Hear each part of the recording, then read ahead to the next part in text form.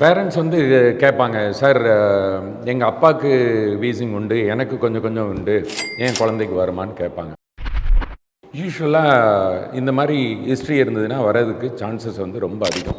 2 பேரண்ட்டுக்கு இருந்ததுன்னா மோர் தென் 50 to 75% chance இருக்குது. So குழந்தைகளுக்கு எப்போ வரும்? அப்போ பொதுவாக 9 மாதத்துக்கு அப்புறம் தான் நம்ம வந்து இந்த ஆஸ்துமா வீசிங்கை வந்து டயக்னாசிஸ் பண்ணணும். ஸோ வர்றதுக்கு சான்ஸ் இருக்குது, கேர்ஃபுல்லாக இருந்துக்கணும். குழந்தை அதே மாதிரி தகப்பனாருக்கு இல்லை அவங்க ரிலேட்டிவ்ஸ்க்கு எதனாலெல்லாம் அலர்ஜி இருக்கோ அதே மாதிரி ஃபுட் பேட்டர்னோ இல்லை அதே மாதிரி அலர்ஜியில் குழந்தைகளுக்கு வரலாம்.